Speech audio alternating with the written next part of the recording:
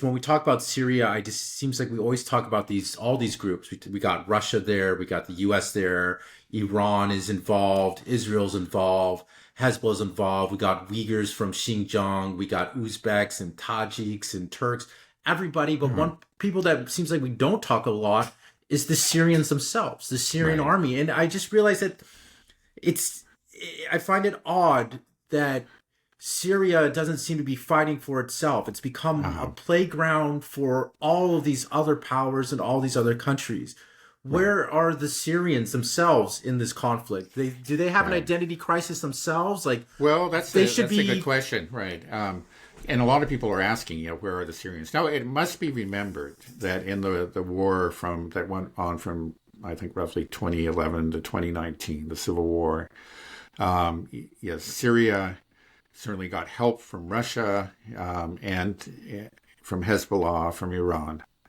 But by and large, the war was fought by the Syrian Arab Army, and they fought very bravely.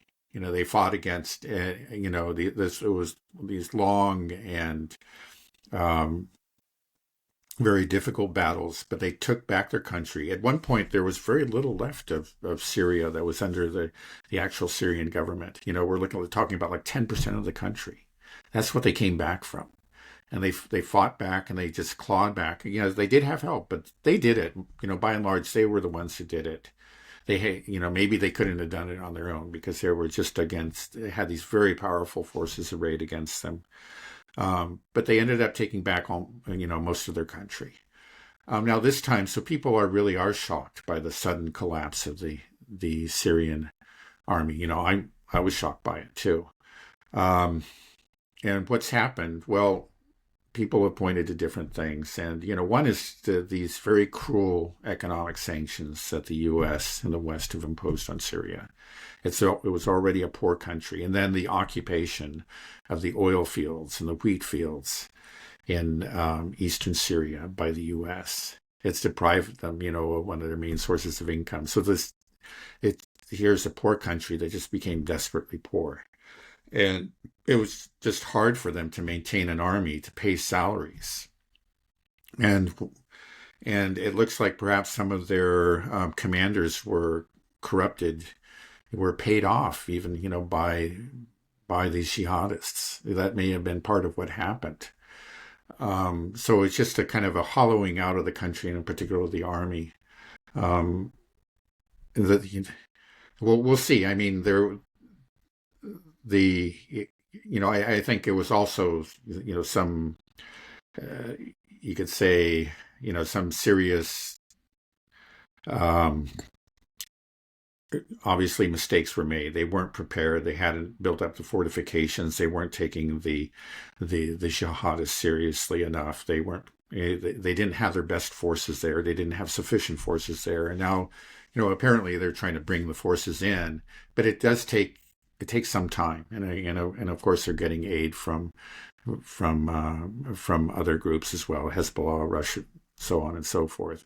So hopefully they can turn out that we can see the old Syrian army, and with the help of their friends, they can turn the tide. It's right now it's really depressing. I frankly I find it even hard to read the news because I find it heartbreaking. I just know what Syria's been through.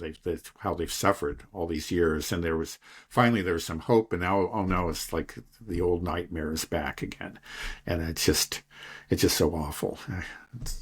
Right.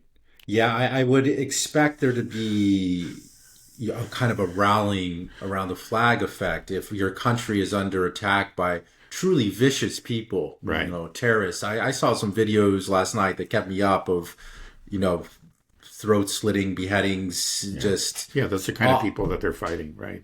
yeah, just really awful things. And it's like if there's any reason to stand up and fight, it's just if these type of people are coming into your towns and cities and killing people like this, Right. it's time to stand up. But it seems like there's almost an apathy within the Syrian army. I mean, I don't know it. I shouldn't judge it. I'm not. Right. I'm just. I see it Yeah, very we'll see. superficially. Right. Again, it's just it could be poor leadership. It could have been lack of preparation, and again, sleeper cells within these cities.